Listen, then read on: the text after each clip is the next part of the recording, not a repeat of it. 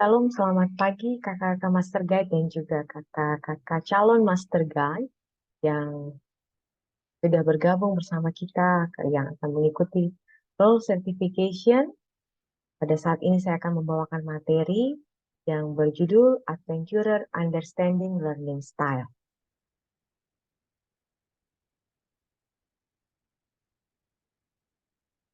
Baik, perkenalkan nama saya Master Guide Zia Novitasari Sumampau.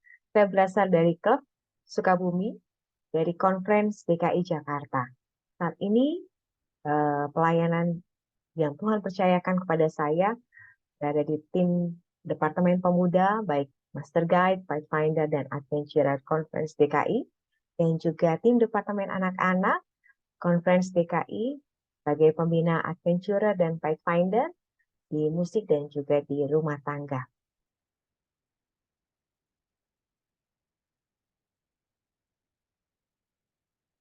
Apa tujuan kita untuk mempelajari materi saat ini? Tujuan kita adalah memahami dan menghargai gaya belajar adik-adik adventurer kita dan mempraktekannya. Yang pertama. Yang kedua, mengevaluasi gaya belajar yang berbeda-beda. Jadi banyak sekali sebenarnya gaya belajar adik-adik adventure yang perlu kita tahu. Mungkin kita belum tahu. Yang ketiga, mempertimbangkan pengajaran apa yang harus dilakukan agar lebih efektif, agar lebih aktif lagi di kelas-kelas kita, kelas-kelas kepahaman kita. Dan yang terakhir, bagaimana menggabungkan kegiatan kelas yang menjangkau semua dari gaya belajar adventurer.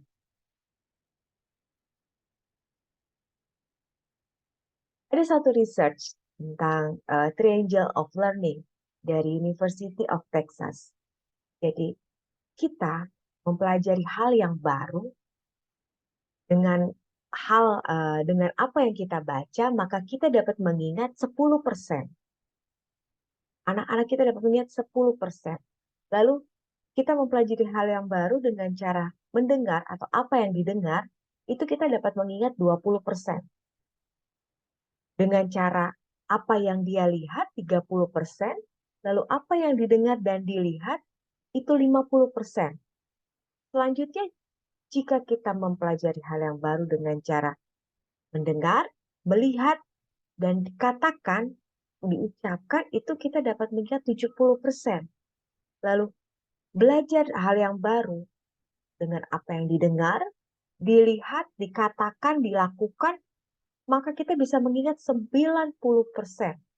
Dan bahkan jika kita mendengar, melihat, katakan, lakukan, dan dialami, maka kita dapat mengingat hal baru itu bisa 100%.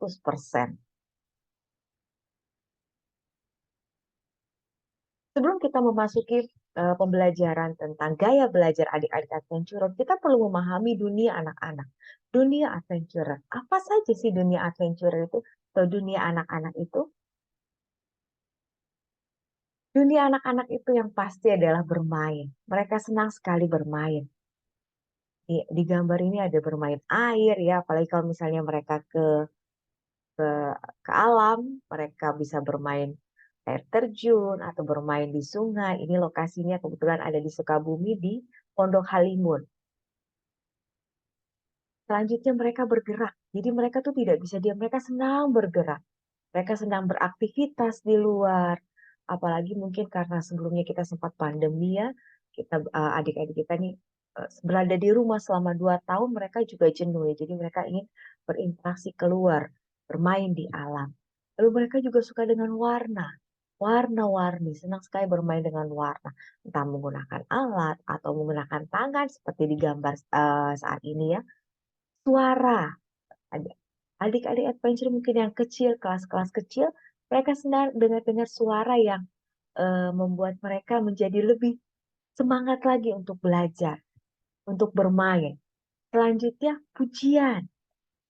Anak kita aja yang dewasa, pembina-pembina atau kakak master guide juga pasti senang dengan pujian ya. Apalagi adik-adik adventure kita. Mereka senang sekali dipuji. Wah, kamu cantik sekali hari ini. Wah, seragamnya baru ya, bagus sekali. Mereka senang sekali, walaupun hanya pujian-pujian kecil. Dan adik-adik adventure atau dunia anak-anak itu adalah peniru yang ulung. Jadi mereka melihat, mempraktekkan apa yang kita lakukan. How children think. Apa yang ada di pikiran anak-anak, adik-adik. Stage 1, usia 0 sampai 2 tahun. Kemampuan pemahaman itu berasal dari penjelajah dunia melalui tangan mereka, mulut mereka, apa yang mereka pegang. Belajar tentang benda dengan menempatkan ke dalam mulut, membenturkan, menjatuhkannya ke lantai. Kedua, mengamati benda yang dipindahkan dan tahu jika benda itu tetap sama atau diubah. Lalu mereka juga duduk, merangkak, berjalan, memanjat, dan berlari. Hanya memproses apa yang menjadi fokus dari indera tubuh. Itu untuk usia 0 sampai 2 tahun. Stage kedua, usia 2 sampai 7 tahun. Pemikiran ini dapat beroperasi secara independen dari indera tubuh. Mereka sudah mulai imajinasi yang tidak mengenal batas. Mulai berimajinasi ya dengan kreasi-kreasi mereka.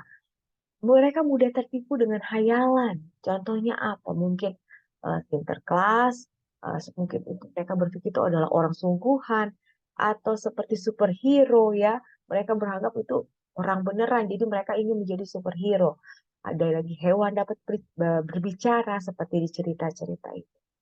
Dan juga literal. Literal menerima Tuhan sebagai pribadi yang nyata dan ingin mengembalikan cintanya, ingin menyenangkan Tuhan. Jadi mereka sudah memahami di usia ini ya.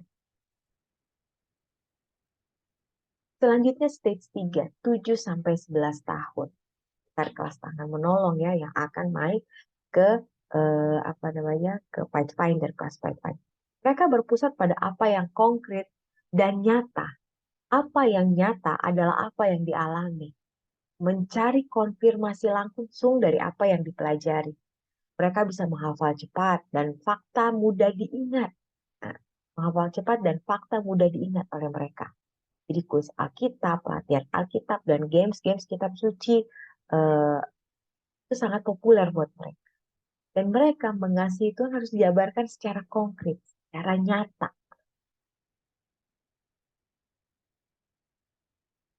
Itu tadi ada apa yang mereka pikirkan. Sekarang, sebelum kita tahu gaya belajar mereka, apa sih yang membuat mereka sulit untuk berkonsentrasi? Membuat adik-adik adventure kita ini sulit konsentrasi. Yang pertama adalah mereka tidak tertarik. Jadi mereka tidak tertarik apa yang akan kita berikan, apa yang akan kita paparkan, apa yang kita berikan materi apa untuk mereka. Mereka tidak tertarik. Jadi mereka tidak akan konsentrasi. Kedua, energi berlebih terutama faktor gula, apalagi anak sekarang ya. Mereka dengan jajanan, makanan-makanan saat ini, dengan faktor gula, risiko gula yang tinggi, membuat mereka sulit. Tiga, kurang gerakan. Efek pandemi 2 tahun ini sangat sekali berpengaruh. Buat adik-adik kita itu tidak bergerak, karena 2 tahun isolasi mandiri di rumah, jadi mereka tidak berinteraksi keluar. Ini membuat mereka kurang bergerak. Ini juga mempengaruhi anak sulit untuk konsentrasi. Tidak paham. Gimana mereka mau konsentrasi? Mereka tidak paham. Tidak paham apa materi yang diberikan kepada mereka. Pembelajaran apa atau kelas kepahaman apa yang diberikan kepada mereka. Mereka tidak paham. Dan yang terakhir, mereka punya informasi pembanding. Jadi mereka sudah tahu yang lebih dari ini. Main sih, aku udah tahu kok. Aku sudah tahu yang lebih dari itu. Jadi mereka tidak mau, tidak respon. Ya, kini mereka nggak sulit untuk berkonsentrasi. Berapa lama anak mampu berkonsentrasi untuk satu hal yang statis? Kita harus tahu ini. Jadi jangan sampai kita mengajar kelas kepahaman untuk adik-adik adventurer, kita berikan waktu untuk kelas Pathfinder. Itu tidak akan bisa masuk terserap untuk mereka. Di usia 2 tahun, mereka mampu berkonsentrasi itu hanya 7 menit. 3 tahun 9 menit, 4 tahun 12 menit, 5 tahun 14 menit, dan dewasa hanya mampu berkonsentrasi ke satu hal yang statis itu hanya 30 menit. Bayangkan, kalau kita membuat kelas adventurer, kita buat 30 menit full, mereka duduk diam, dengar, mereka tidak akan bisa paham, mereka tidak akan bisa berkonsentrasi dengan baik. Karena kita akan masuk memahami bagaimana cara eh, anak belajar, atau gaya belajar. Bagaimana gaya belajar adik-adik adventurer kita. Apa sih gaya belajar itu? Gaya belajar adalah cara yang disukai seseorang untuk belajar, menghadapi kehidupan, dan memproses informasi. Jadi cara yang mereka sukai supaya mereka dapat menyerap informasi itu dengan baik.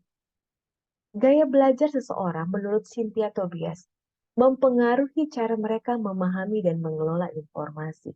Jadi kalau misalnya ada anak yang tidak bisa diam, aktif, terus dibikin cara belajar mereka, kamu diam ya, kamu duduk manis, itu tidak akan masuk. Mereka tidak akan malah akan eh, tidak akan nyaman untuk belajar. Mereka tidak akan bisa menyerap informasi atau materi yang kita berikan. Gaya belajar Anda, kita, pembina, instruktur, dapat mempengaruhi cara Anda untuk memecahkan masalah. Ini berpengaruh. Bagaimana Anda berhubungan dengan orang lain, dan juga cara Anda mengajar. Nah, ini sangat berpengaruh. Bagaimana kita belajar, gaya kita pembina belajar atau instruktur itu mempengaruhi juga bagaimana cara kita mengajar adik-adik adventurer.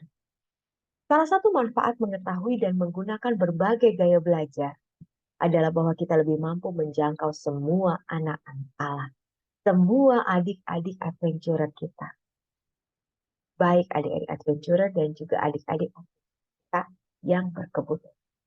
Kita tahu. Pada saat anak berusaha merekam dan menyimpan informasi dalam memori, terjadilah perubahan struktur kecil dalam otak. Dalam otak, pada saat yang sama terbentuk jaringan baru di antara neuron-neuron yang terlibat dalam proses tersebut. Pembentukan jaringan neuron baru bisa terlaksana baik karena didukung oleh banyak faktor. Salah satunya adalah atensi, perhatian, perhatian yang diberikan oleh adik-adik adventurer kita. Semakin besar fokus seorang anak terhadap pengalaman, maka semakin mudah ia menyerap informasi yang baru. Kalau fokusnya semakin besar, dia akan mudah menyerap informasi atau materi pembelajaran yang akan kita berikan untuk mereka. Atensi sendiri juga dipengaruhi oleh berbagai hal, seperti jenis pengalaman, ada stimulus dan kondisi tubuh anak. Kondisi tubuh anak apa yang mempengaruhi? Anak jika istirahat, olahraga atau tidak, itu sangat mempengaruhi juga. Nah, seperti yang tadi dipaparkan, Cynthia Tobias berkata, gaya belajar seseorang mempengaruhi cara mereka memahami dan mengelola informasi. Stimulus menghasilkan respon berbeda pada setiap anak. Jadi beda-beda setiap anak ini.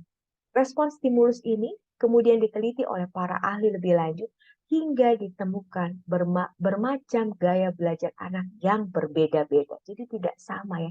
Tidak bisa kita menyamakan gaya belajar anak-anak atau adik-adik adventurer. Apa saja gaya belajar yang adik-adik adventurer kita saat ini? Gaya belajar tersebut secara umum meliputi gaya belajar besar, yaitu auditory, visual, kinestetik, global, dan analitik. Mari kita pelajari satu-satu. Yang pertama adalah gaya belajar visual atau suka disebut si mata elang.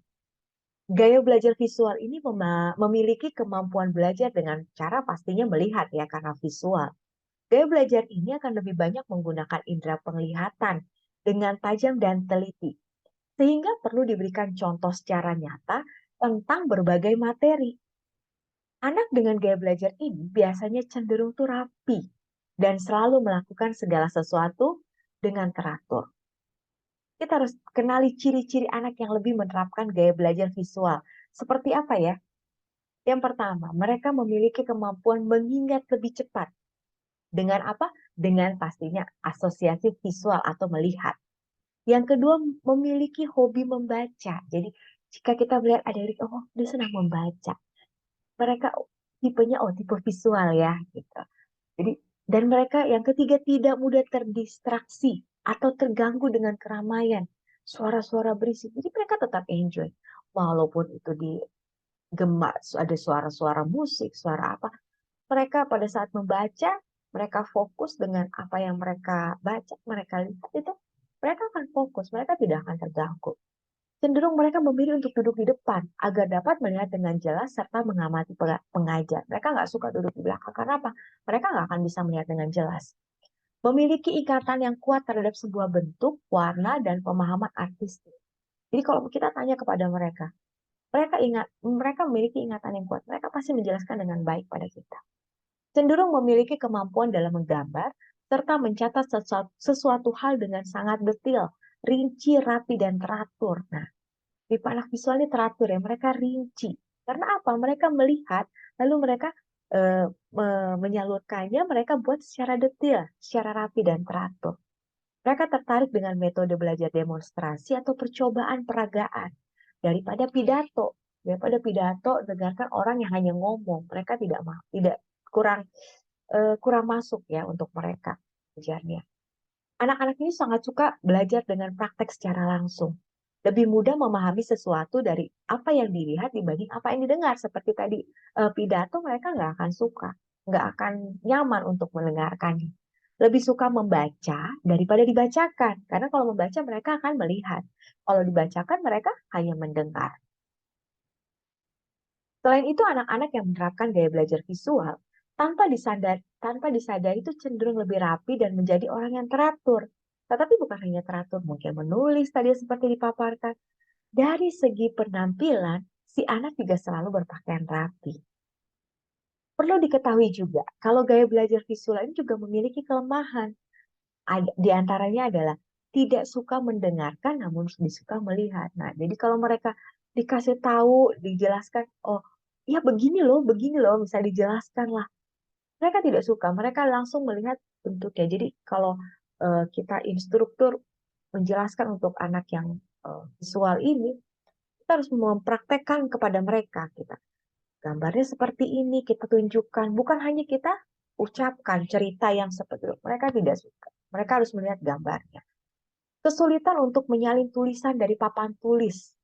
Jika tulisannya tampak berantakan dan tidak mudah dibaca, mereka udah stres duluan untuk menyalinnya karena tipe mereka teratur dan rinci ya. Yang kedua, gaya belajar auditori atau dibilangnya si kuping tajam. Orang dengan gaya belajar auditori ini memiliki indera pendengaran yang lebih baik dan lebih terfokus. Beda dengan visual tadi ya. Orang dengan gaya belajar ini mampu memahami sesuatu lebih baik dengan cara mendengarkannya. Anak-anak yang memiliki gaya belajar auditori biasanya akan mengandalkan indera pendengaran tentunya.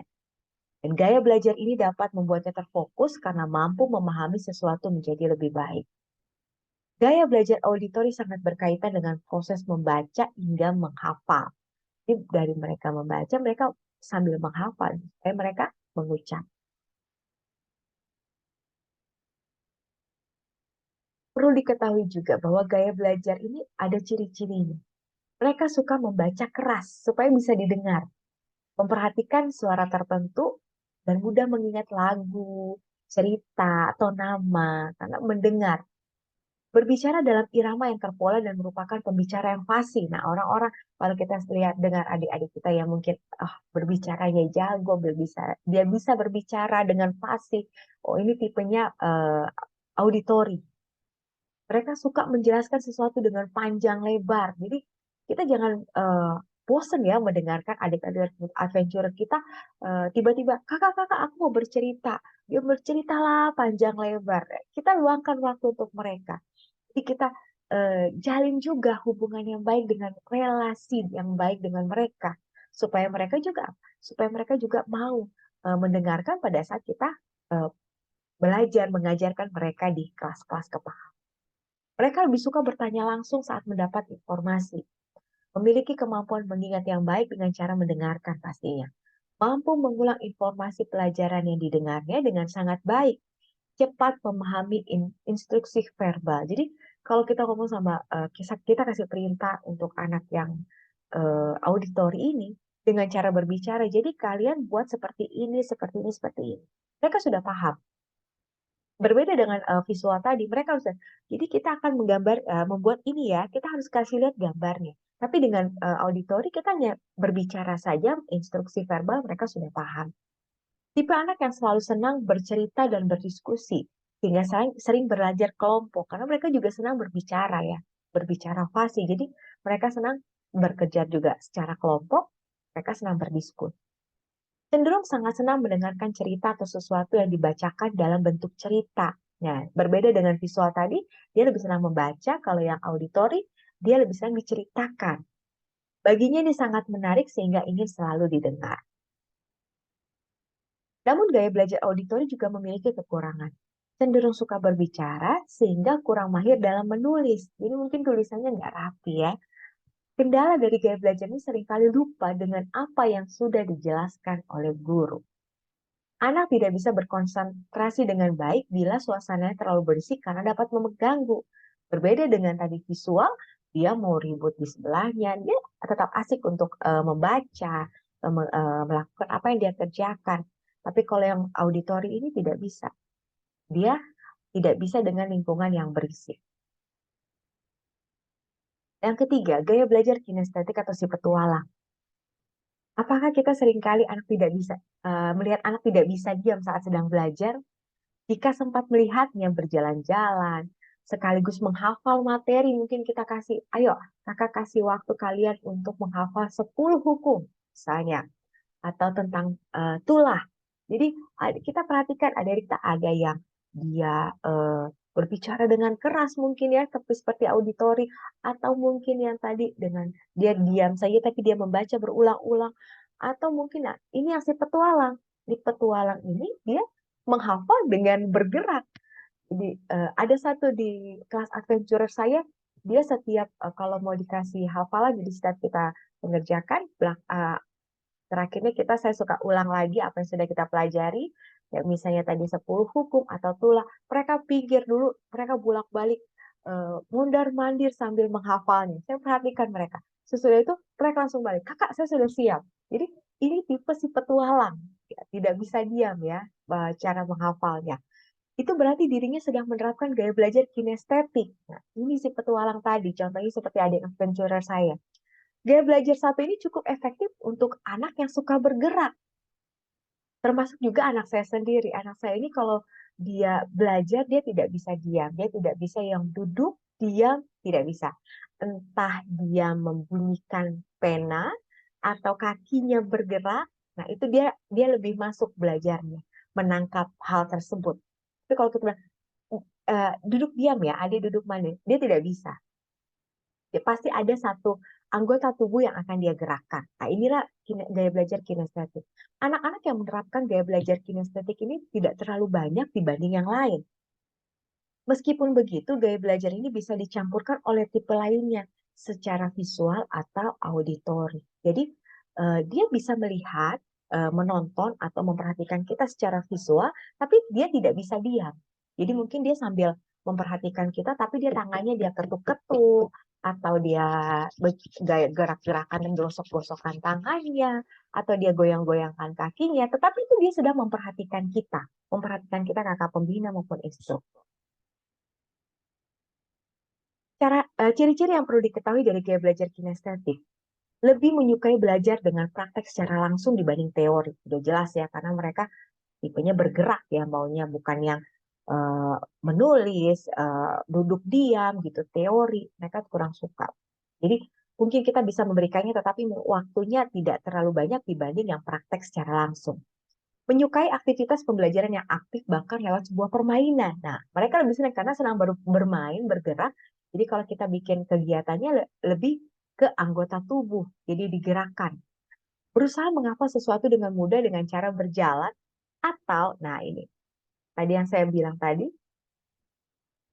atau melakukan, membuat sebuah gerakan, atau membuat sebuah gerakan. Jadi eh, mereka menghafal, jadi menghafal tapi tangannya bergerak mungkin ya. Dia sambil komat kami, sambil menghafal itu dia tangannya bergerak. Atau dia ketuk-ketukan, atau digoyang-goyangkan kakinya. Itu membuat mereka lebih lebih hafal, lebih eh, gampang untuk mencerna. Termasuk anak yang cukup aktif sehingga lebih banyak bergerak dan membantu dalam memiliki perkembangan otak yang baik. Sudah pasti aktif ya anak-anak yang tipe belajar kinestetik ini. Selalu berorientasi pada fisik dan banyak bergerak. menggerakkan anggota tubuh tertentu saat belajar. Nah, tadi yang seperti saya bilang, misalnya mengetuk-ketukkan jari, menggoyangkan kaki, dan lain-lain. Banyak menggunakan isyarat tubuh. Jadi mereka pun mungkin ngobrol sama kita, mereka bisa menggerakkan tangannya. Iya, tadi begini. Jadi mereka juga mengekspresikan lewat gerakan juga pada saat mereka berbicara kepada kita. Menyukai kegiatan yang membuat terus bergerak seperti olahraga, menari, dan menggunakan jari sebagai penunjuk ketika membaca. Nah, jadi walaupun mereka visual, mereka mau membaca, tapi mereka gerakan jarinya, mereka tunjuk. Kenapa? Karena mereka tidak bisa diam, pasti ada satu anggota tubuh yang mereka harus gerakan. Itulah gaya belajar kinestetik. Kekurangannya, siswa dengan tipe kinestetik sering dianggap mengganggu karena kerap tidak bisa duduk diam saat pembelajaran sedang berlangsung. Nah, banyak ya, mungkin guru-guru atau instruktur kita yang lebih senior atau guru-guru zaman dulu, kalau kita kan tipe belajar yang zaman dulu tuh duduk, dengar, diam, mendengarkan guru duduk manis gitu. Tapi eh, ternyata mereka ini tipe belajar kinestetik sudah ada dari zaman dulu. Ada yang nggak bisa diam memang. Padahal bukan berarti mereka tidak memperhatikan, justru mereka memperhatikan. Tetapi memang dianggap mengganggu di kelas karena mungkin yang mereka bergabung dengan audio yang auditori ataupun visual yang nggak terlalu banyak bergerak, dan mungkin yang kinestetik ini hanya satu di kelasnya. Jadi sepertinya, aduh, apa sih, kamu kok nggak bisa diem sih? Nah, kita juga harus paham kakak instruktur ya. Jadi berbeda-beda setiap gaya belajar adik-adik kita. Tidak bisa kita uh, berbicara, suruh mereka diam, duduk manis, tidak bergerak, gitu tidak bisa untuk tipe kinestetik ini. Selanjutnya adalah gaya belajar global atau kombinasi. Anak-anak yang menerapkan gaya belajar global akan terbiasa memiliki kemampuan dalam memahami sesuatu secara menyeluruh dengan baik. Biasanya, pemahaman yang dimiliki berisi sebuah gambaran yang besar, sehingga dapat menghubungkan tersirat dari satu objek ke objek yang lain. Ciri-ciri gaya belajar global umum seperti apa ya? Bisa mengerjakan banyak tugas sekaligus. Nah, tipe anak global ini bisa. Dia multi. Jadi mungkin dia bisa mengerjakan yang satu, eh, tugas yang satu, dan dia juga sambil bisa mengerjakan tugas yang satu. Jadi dia bisa mengerjakan banyak tugas sekaligus. Lebih sensitif dan terbiasa melihat segala permasalahan secara baik. Tipe pekerja keras. Karena apa? Karena dia multi, dia bisa menyelesaikan banyak pekerjaan, banyak tugas. Sehingga mampu membuat orang lain tersenyum pastinya. Karena dia bisa mengerjakan, oh kita mungkin, oh iya kamu bisa, kamu sudah selesai, oh kamu menyelesaikannya dengan baik semua yang diberikan oleh kakak-kakak pembina. Jadi membuat kita tersenyum. Terbiasa bekerja sama dengan orang lain dalam hal apapun dengan maksimal. Mampu mengutarakan atau mendeskripsikan dengan kata-kata terhadap sesuatu yang dilihatnya. Jadi dia mampu mengutarakan atau menyampaikan dengan kata-kata terhadap sesuatu yang dilihatnya. Karena dia melihat secara luas. Kelemahan dari gaya belajar global, kurang bisa terlalu banyak pikiran atau langsung mengerjakan tugas sekaligus.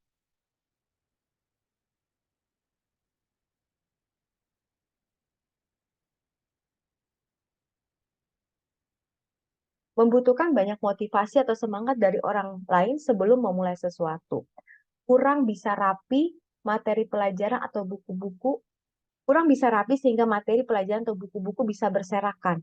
Karena dia secara global, dan dalam mengatasi masalah ini ada baiknya perlu mengajarkan cara menata ruangan hingga barang-barangnya kembali usai dipakai. Mudah bosan dan memiliki kebiasaan buruk.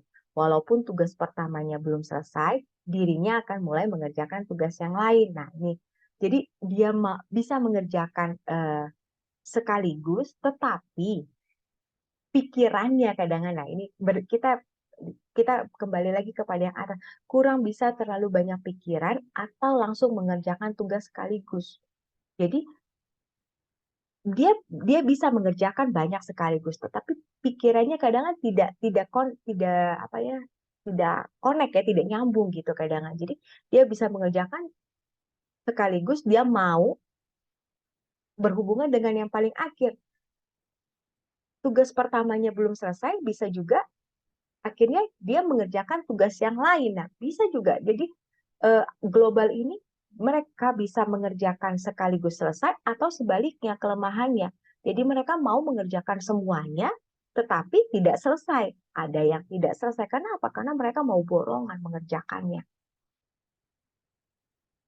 Dan ini ada tipe global ini mudah bosan. Kenapa? Karena satu belum selesai, dia sudah mau lagi ngerjakan yang lain. Itu tipe kelemahan dari gaya belajar global. Selanjutnya gaya belajar analitik atau si teliti. Gaya belajar analitik memiliki sebuah kemampuan dalam memandang sesuatu, cenderung ditelaah, diteliti terlebih dahulu secara rinci, secara teliti. Dan tanpa disadari akan terbiasa belajar untuk menjadi seseorang yang spesifik dan teratur. Nah, belajar gaya belajar analitik ini akan membentuk orang yang teratur, yang spesifik, terinci.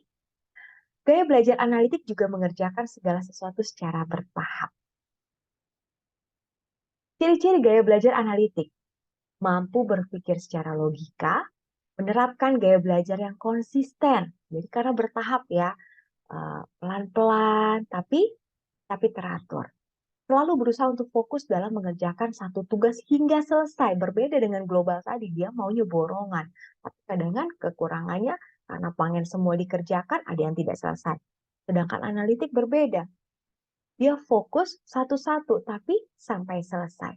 Tipe anak terbiasa mengerjakan tugas secara teratur, sehingga tidak ingin melewatkan dalam suatu tugas. Jadi karena dia sudah teratur, oh sudah selesai yang satu ini, dia akan mengerjakan tugas yang lainnya. Anak-anak yang terbiasa dengan gaya belajar analitik bisa menilai sesuatu masalah berdasarkan fakta dan data. Jika sewaktu-waktu mereka kesulitan belajar, sebaiknya dibantu dengan membuat jadwal yang lebih terstruktur. Nah, mungkin ada kekurangannya mereka kalau sulit belajarnya, kita bantu dengan membuat jadwal. Jadwalnya terstruktur. Oh, kamu nanti mengerjakan ini ya. Mungkin nanti kamu bisa mencicilnya di hari Senin tugas kamu. Yang ini bisa dikerjakan nanti di hari Selasa. Jadi bisa diatur. Metode belajar analitik membantu si anak bisa belajar konsisten dalam mengerjakan satu tugas hingga benar-benar selesai. Lalu apa keuntungannya dari kita mempelajari gaya belajar mereka? Gaya belajar untuk adik-adik adventurer kita. Penting untuk menghormati gaya belajar setiap anak dan menyesuaikan pengajaran kita dengan gaya-gaya mereka. Sehingga anak-anak akan lebih tertarik belajar kelas kepahaman, belajar Alkitab, dan belajar tentang Yesus dan rencana keselamatannya. Jadi mungkin gaya belajar kita berbeda, gaya mengajar kita berbeda-beda, tetapi kita harus juga menyesuaikan dengan gaya belajar mereka. Jangan kita samakan semua pukul rata. Misalnya, oh, saya akan menerapkan dengan metode visual saja, atau auditori saja, atau global, kinestetik, tidak. Kita bisa gabung, kita bisa kombinasi semuanya. Peserta didik atau adik-adik adventurer akan senang dengan setidaknya satu kegiatan per presentasi kelas, menarik untuk gaya belajar mereka.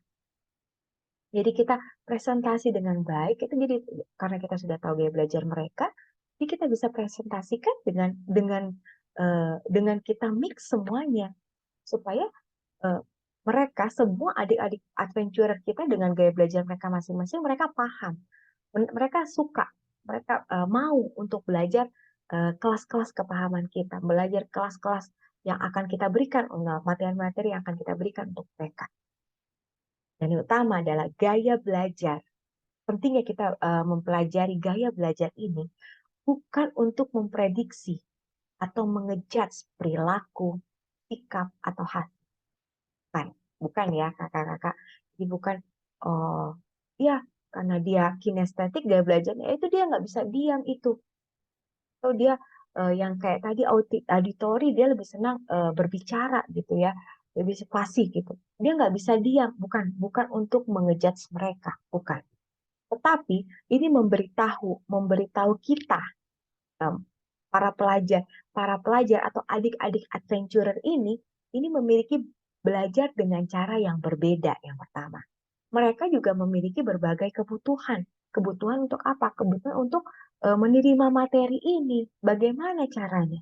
Menghargai pilihan kegiatan dan pendekatan. Jadi pendekatan juga kan berbeda-beda setiap adik-adik adventure, setiap anak itu berbeda-beda.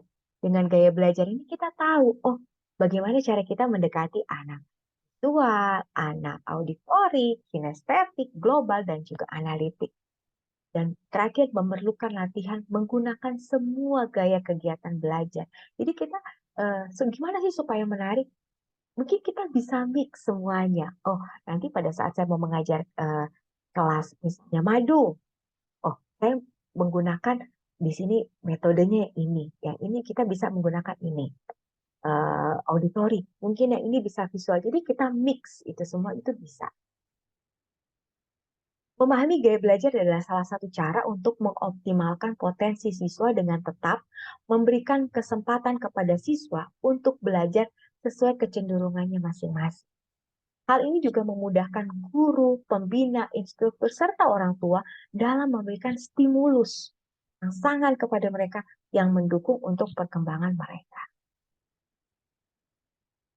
Sesudah kita mengetahui gaya belajar, sekarang kita harus tahu bagaimana prinsip komunikasi dalam mengendalikan kelas, bagaimana supaya efektif, kelas kita nanti, materi yang akan kita berikan kepada mereka supaya sampai kepada mereka. Menurut Andrew, seorang psikologi, ada 3 V yang mempengaruhi bagaimana mengendalikan kelas supaya efektif. Yang pertama adalah verbal atau kata-kata. Kata-kata yang akan kita sampaikan nanti di kelas, yang akan kita bicarakan pada mereka, kita sudah siapkan supaya terstruktur dengan baik. Supaya mereka juga paham. Yang kedua, vokal. Intonasinya, volumenya. Jangan juga suara kita terlalu kecil atau terlalu besar. Kalau terlalu besar mungkin adik-adik yang kecil-kecil mungkin mereka jadi takut karena suara kita besar ya. Speed, speednya kita atur. Sebenarnya saya termasuk speed yang kalau ngomong ini cepat. Tetapi kalau kita ingin menyampaikan kepada adik-adik adventurer, kepada kelas, di kelas-kelas kepahaman kita nanti, kita harus menyampaikan dengan speed yang teratur, supaya mereka paham. Tinggi rendahnya, artikulasinya harus jelas. Kita ngomong juga harus jelas, supaya mereka paham, mereka mengerti. Dan yang ketiga adalah visual, penampilan. Nah, bagaimana kita memberikan contoh kepada adik-adik adventurer kita? Kalau kita mau mengajar penampilan kita tidak rapi, acakan, lalu kita mengajarkan adik-adik adventurer dengan muka lempeng, mukanya tidak ada ekspresi, mereka juga tidak akan tertarik ya. Sedangkan adik-adik ini kan sebenarnya ada yang visual tadi, mereka pengen lihat muka kita, gestur kita ya, gerakan kita, yang kinestetik juga. Jadi mereka pun semangat untuk belajar. Dan mungkin kita bisa menambahkan alat peraga untuk visualnya, papet atau benda-benda yang mendukung kelas-kelas kita, di kelas kepahaman kita. Amsal 22 ayat 6 berkata, didiklah orang muda menurut jalan yang patut baginya, maka pada masa tuanya dia tidak akan menyimpang dari jalan itu.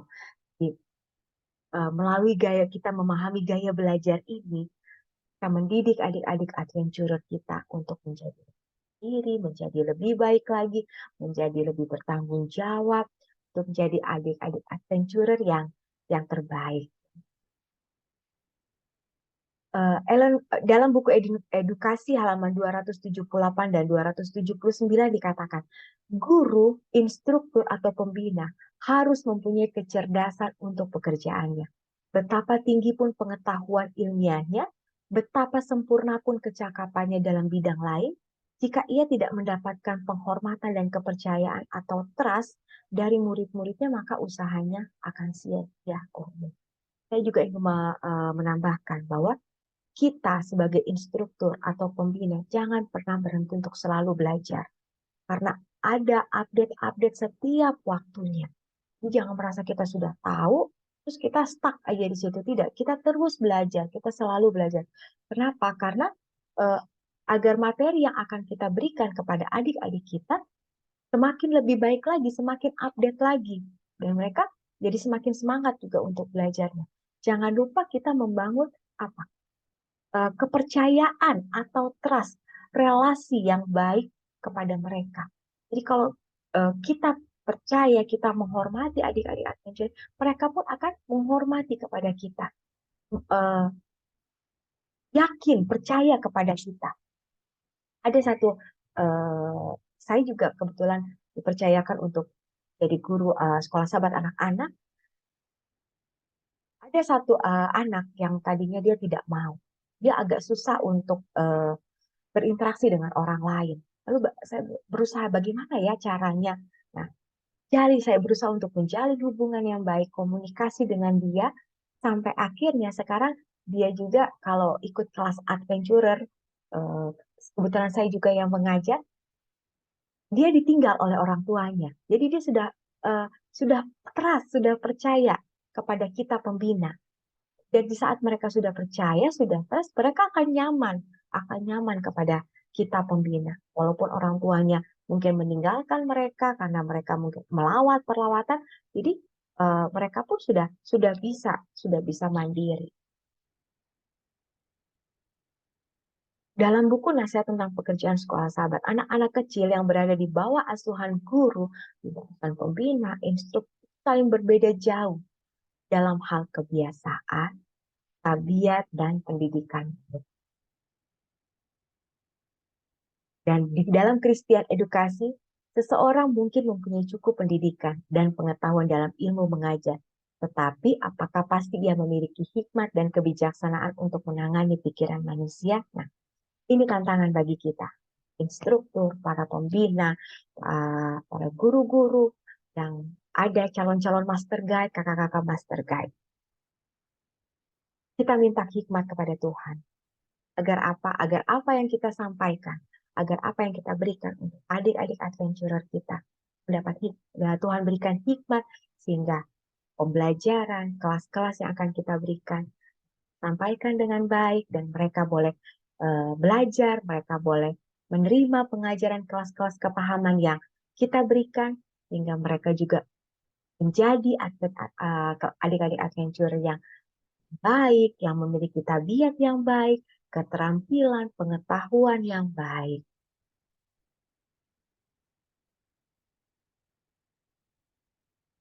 Nah, mungkin itu saja yang dapat saya sampaikan dari materi understanding learning style untuk adventurer. Biarlah kita saling sharing, kita saling belajar untuk menjadi pembina atau instruktur yang lebih baik lagi untuk membawa, membimbing, memimpin adik-adik kita, adik-adik adventurer tetap setia untuk aktif dalam mengikuti kelas, untuk aktif dalam kegiatan gereja, untuk aktif melayani, dan menjadi kebanggaan bagi kita orang tua, kakak pembina, dan juga menjadi kemuliaan bagi nama. Terima kasih, selamat pagi, Tuhan memberkati kita.